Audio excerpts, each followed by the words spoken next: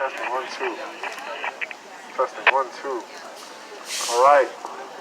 So the people who are out on the sides, by the edges, if you could come a little closer, we're going to get started in about 1 minute. And thank you for coming through. We're going to get started in about 1 minute. Folks can make their way closer to the front.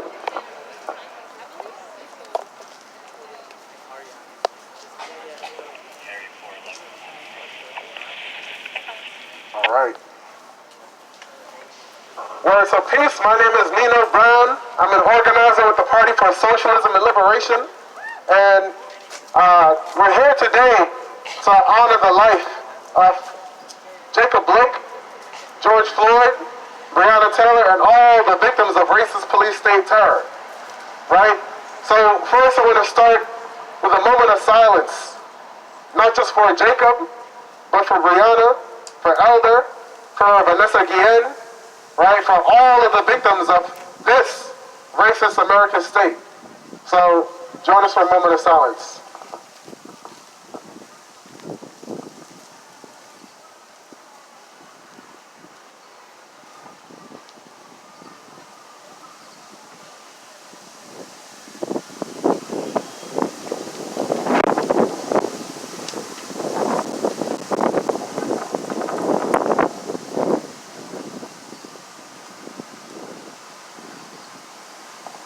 Peace. I'm gonna need y'all to do a little call and response to me. When I say no good cop, y'all say in a racist system. No good cop. In a racist system. No good cop. In a racist system. No good cop. In a racist system. No good cop. In a racist system. Right? So we're out here in righteous rage.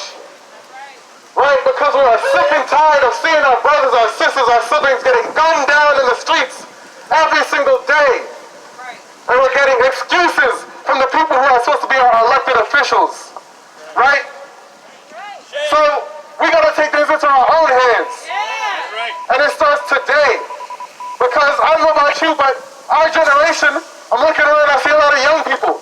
Our generation, the so-called millennial generation, we've been told that we live in this so-called post-racial society. Raise your hand if you know the name of Trayvon Martin. Right? Raise your hand if you know the name of Eric Garner. Raise your hand if you know the name Tony McDade. Right? This is what our generation has witnessed. Our brothers and sisters and siblings getting gunned down while we're told that we live in the world's best democracy.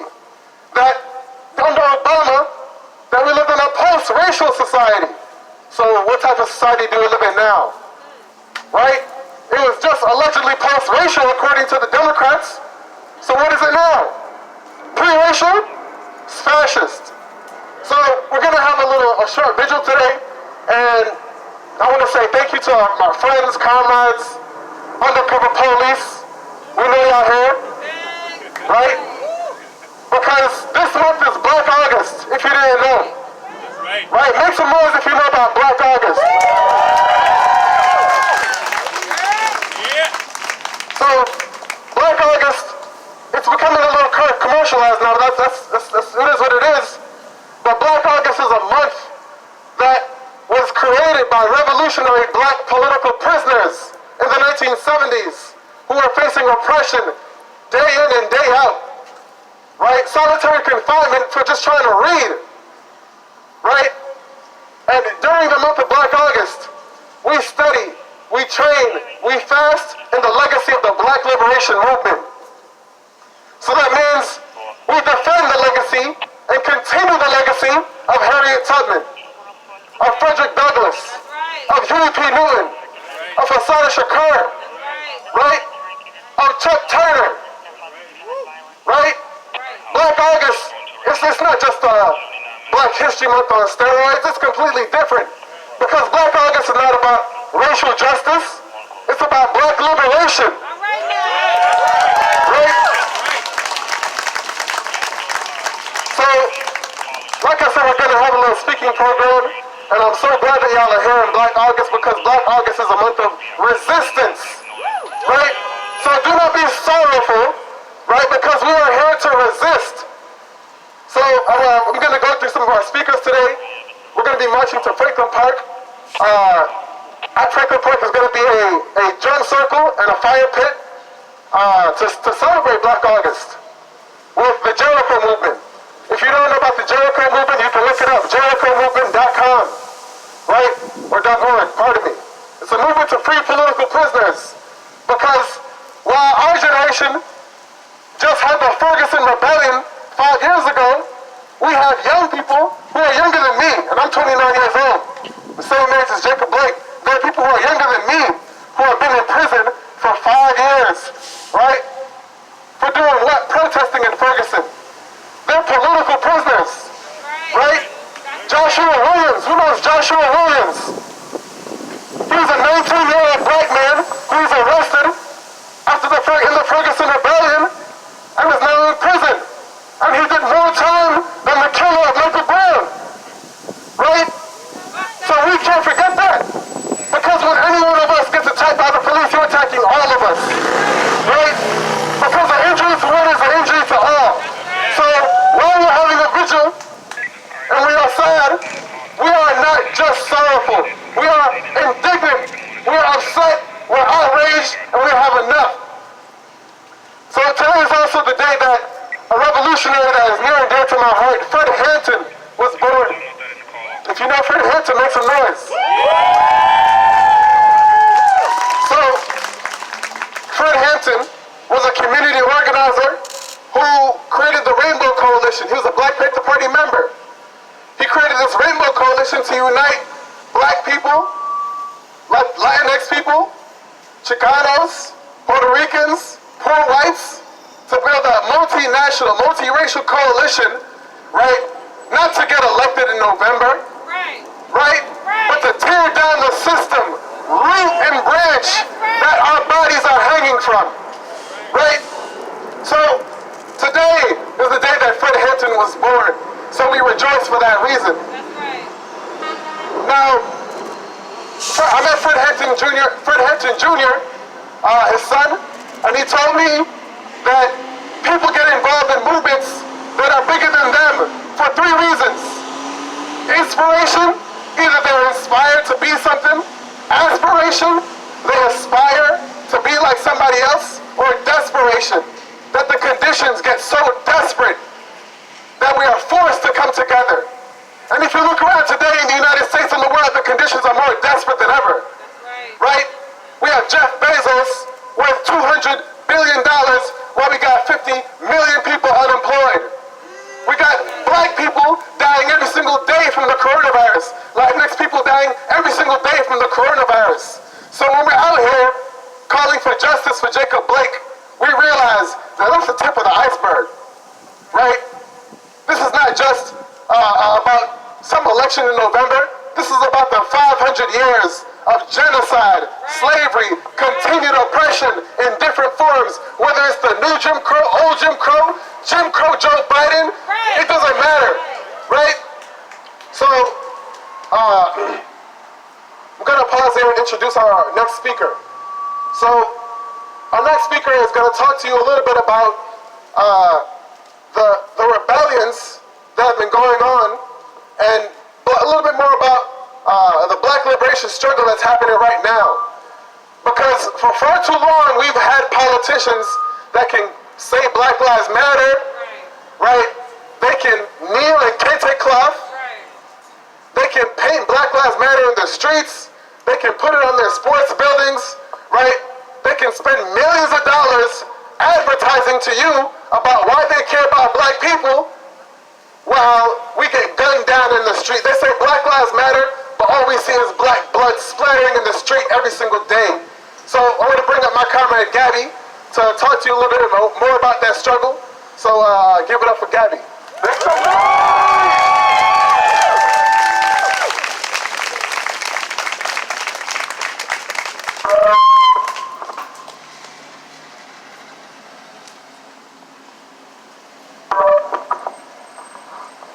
Peace, everyone. My name is Gabby, and I'm an organizer with the PSL.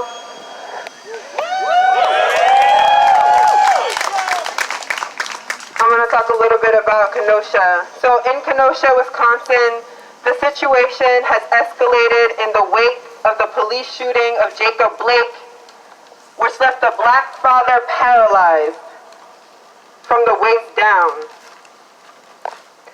White supremacist militias, organizing as the Kenosha Guard, arrived from all over the Midwest on August 25th under the guise of protecting property.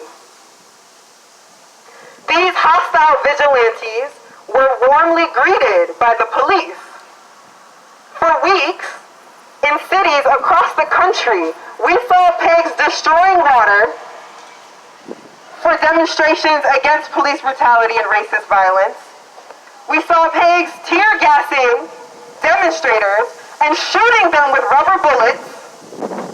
Meanwhile, the police provided the armed white racists with waters and warm greetings. We appreciate you guys. Strangely enough, one militia member even said on camera that the police mentioned how they would drive a crowd of protesters toward them, then leave. Now, why would they do that?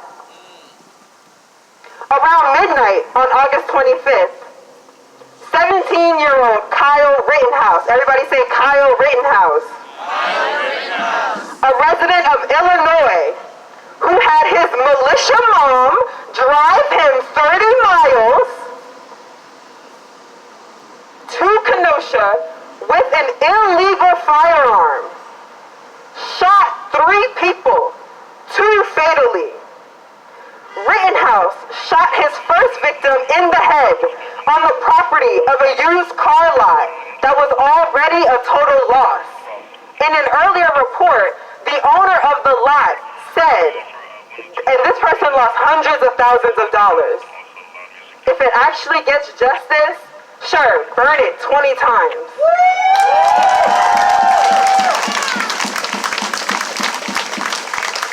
Several heroic individuals attempted to disarm and apprehend Rittenhouse, knocking him to the ground. However, with his semi-automatic rifle, he was able to shoot 2 more people, killing a second person in the process and seriously wounding a third. Getting up, he fired dozens of rounds into the air and into nearby homes before walking away.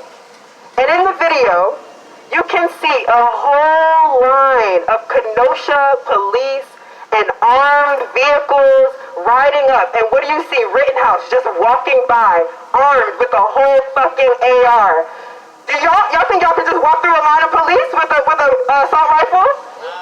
Do you think that I could do that? You think I could walk through the police and just have an assault rifle on me?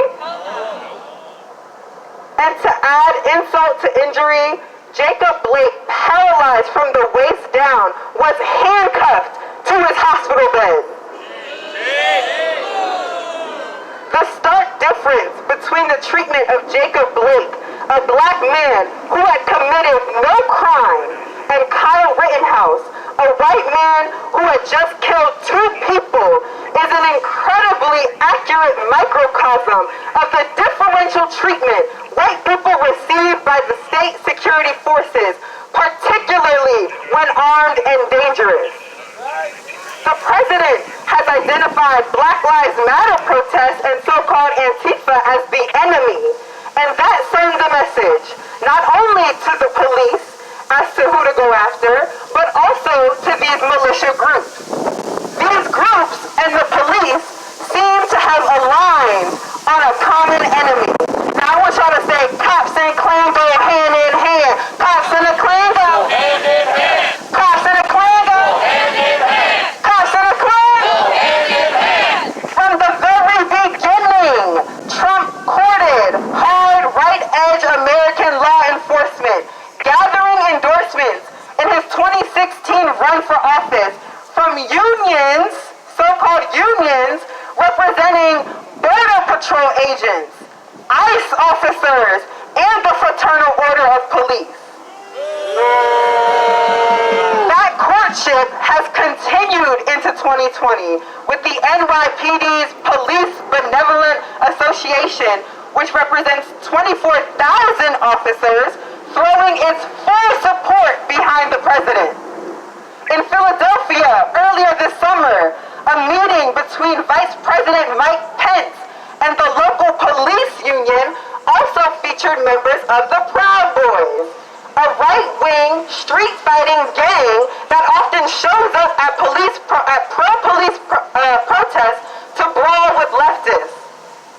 The police and militias are teaming up on the basis of their similarly racist motivations, intentions, and foundations, keeping working and oppressed people afraid, alone, divided, and disenfranchised. However, this growing state violence continues to prove exactly why we will stay in the streets and why we are in the streets today. That's right. The racists find their power in money, weapons, and the laws they created. They protect each other and their paychecks. It is up to us to protect ourselves. When they say get back, we say fight back. Get back, get back. When they say get back, we say fight back. Get back, get back, get back, get back. We demand the immediate arrest and prosecution of all killer cops. Charge them to the fullest extent of the law. We demand that the police are defunded and demilitarized. We demand troops out of our streets now. And we demand reparations for the families. We demand that all cases involving police violence be reopened. Working and oppressed people must find our collective power by building our own organizations and communities, by struggling together, and through that process, overthrow and ultimately dismantle this violent police state. That's right. There's more of us than there are of them. And as Haj Malik El-Shabazz, also known as Malcolm X, said, we're not outnumbered, we're just out-organized. We have the power, we just need to take it. One solution, revolution. One solution, revolution. One solution, revolution. One solution, revolution.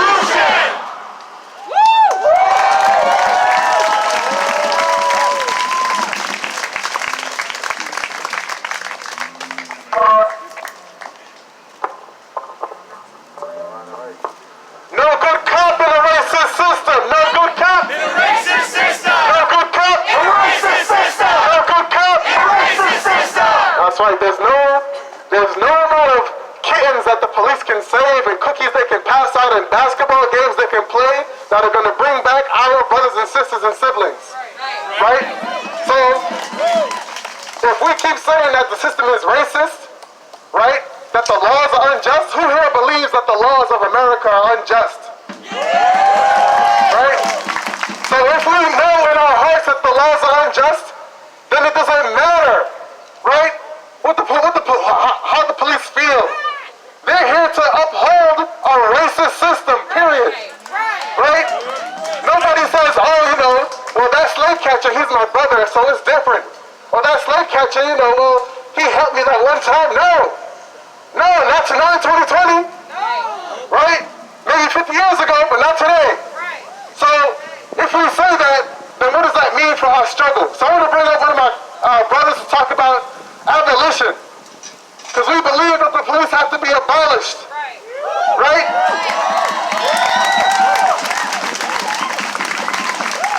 Because Massachusetts was one of those northern states that claimed they were against slavery, but here we are today.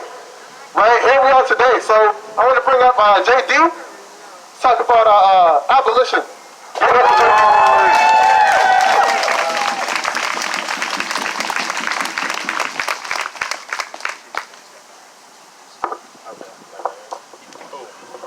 All right, y'all, so here's the deal. It's cold outside right now, so we're going to make sure we get it together. Now, I want to know who here is in favor of abolishing the police? Raise your hand. I love it. I love it. What a beautiful scene. I hope everybody at the Socrates, y'all caught that. Now, here's the deal. The Party for Socialism and Liberation, of which I am a proud member. All right. Again, yes, you can make some noise for that. That's all right. That's what we're here for. So, as my comrade Nino has said, we unite with the sentiment to abolish the police. All right. And here's why. We unite with the sentiment to abolish the police because the police, their whole purpose is to defend the property of the ruling class. That's right. They are not here to protect us, all right? They are not here to make sure that, you know, that women and gender non-conforming and other gender oppressed people get home safely, all right? That's right. They are not here to ensure that people who get exploited by landlords, all right, don't get kicked out of their homes. In fact, they are the ones who's going to kick them out and make sure they can't come back in. The police, they are not here to ensure that people who are currently experiencing homelessness are able to be safe at all, because as a matter of fact, what do? They throw away their belongings. Right? They make sure they take away any food or any money that they get. This is the function of the police in this system. It is to protect the ruling class, to protect the people with power, the people who have the wealth, not by their own hard work that they tell us to do, but instead it is because they force us to work so that we can survive. That's right. Capitalism 101. In order for you to eat, to have clothing to live, you must basically consent, in quotes, to be exploited by someone who sits on their behind and doesn't do nothing except just tell you what to do.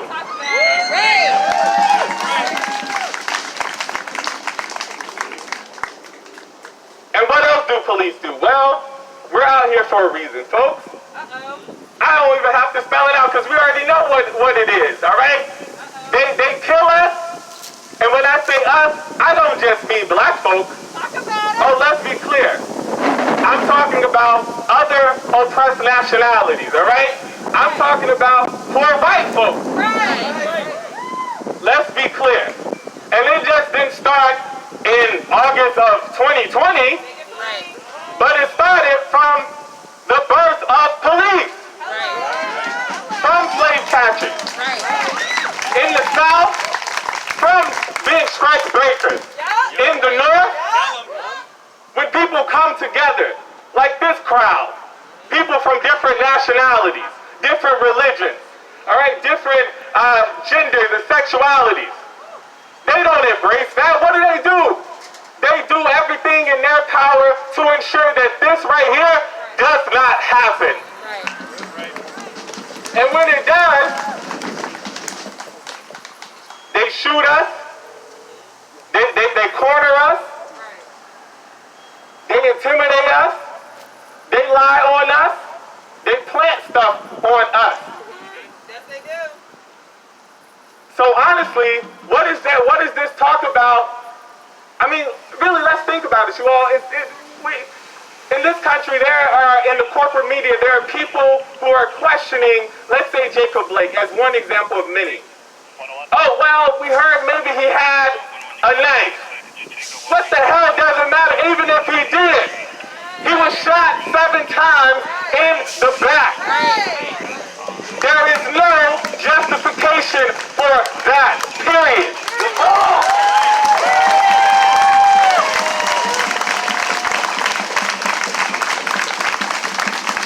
I mean, it really speaks to the foundations of this country being that of white supremacy, all right? The fact that that is even a question in the first place.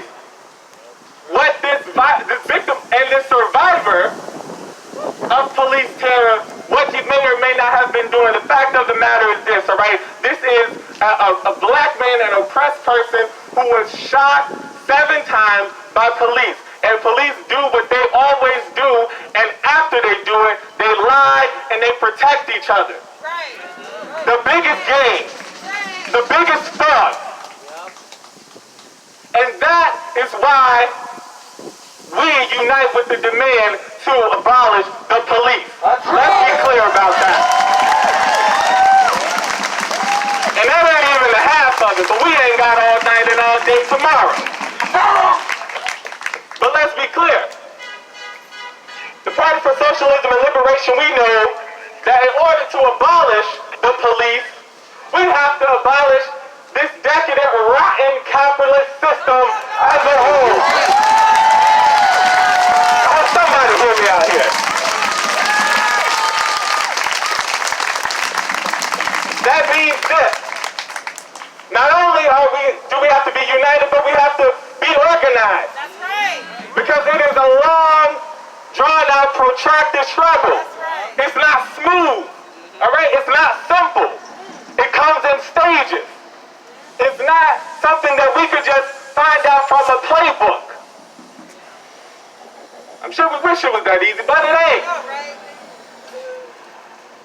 And we look to revolutionary theory, which, let's be clear, that word is nothing to be afraid of, because all it is just these generalized experiences of the freedom fighters who have come before us.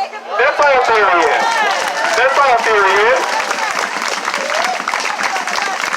And we use that as a guide to better inform not only how we do what we do, why we do what we do, to learn those lessons. And I mention that because we have to commit to the struggle to not only overthrow this capitalist system, but to replace it with a system that puts people over profits. That is socialism. That's socialism. Now, Nino said, we mentioned Brother Fred Hampton, and Fred Hampton used to say, listen, if you're afraid of socialism, then you're afraid of yourself. I'm going to repeat that because there's a message in there. If you are afraid of socialism, you are afraid of yourself.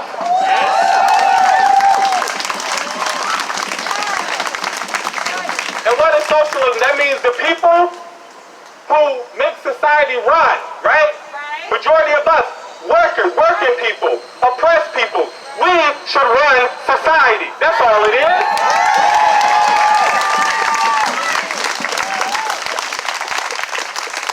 And what does that mean more concretely as it pertains to the state? The police and the prisons and the courts. That's all these entities of the state. That means that if we are in charge of society, that means we are in charge of how society functions. We are in charge of how we keep each other safe. All right? And we see the guiding lights of that, so to speak, today, where people have different networks that they call on amongst their friends, amongst their neighbors, amongst their communities, right? When they resolve conflicts on their own, when they address harms done on their own, and they choose not to rely on the police, who will come and kill them and then lie about it. That's right! And so in order for ultimately the police under this capitalist system to be abolished, in order for us to not have to say any other names, right? Be it Jacob Blake, be it Natasha McKinney, be it Sandra Bland, be it Ayanna Stanley Jones, be it Tamir Rice, because let's be honest, they also kill our babies too. They kill kids. We have to commit to the struggle of struggling for a new system, which is socialism. That's right. And final thing, and then I'm gonna hop off. We unite with the demand to jail killer cops for this reason, because I know for some people in the struggle, or some people new to to the movement, it may throw them off a little. They're like, whoa, is this a glaring contradiction? Let me tell you why it is not. All right? We unite with this demand because it's simple. White supremacists, who are not always white, or always have white skin. There is a difference. But white supremacists have gotten away with killing black or African people for centuries. The other day, it was Emmett Till's 65th birthday. Raise your hand if you know Emmett Till. All right.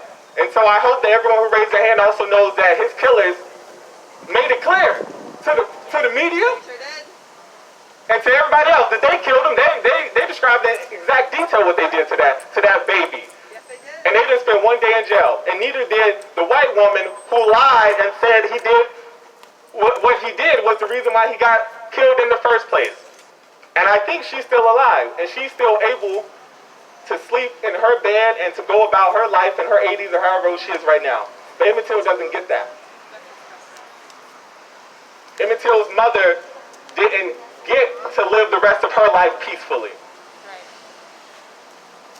And neither will Jacob Blake, even though he survived. But now he's at even more risk because disabled people are at a 50% likelier chance of being killed by the police. Yep. Shame. And his children will forever be traumatized by that. And so I said I was not going to get emotional about this because I'm sick and tired of crying. But I will say this. We unite with this demand because we want them to stop killing us. And it's not, and let's be clear, we're not begging for them to stop killing us. But we're saying, if this is truly a democracy, which we know it ain't, but damn it, if they do the crime of killing us, they better do the time.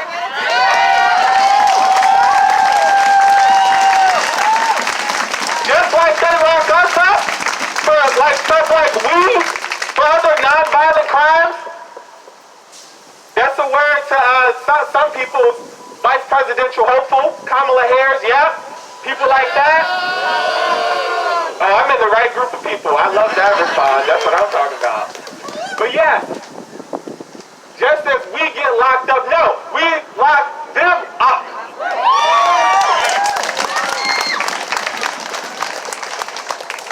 So there is no debate about it, no question about why we unite with that demand, all right? So now that you know, I encourage you, take that next step. If you've been thinking about it, if you had questions, I want my comrades in the red shirt, I want us to raise our hands. If we can just raise our hands, we can do that. If you are interested at all, even if you just want to ask us questions, please find someone with a red shirt on, come talk to us about what the PSL is, what we stand for, what we're about, all right? Because where I'm from, we say each one teach one. And that is a part of what this is about.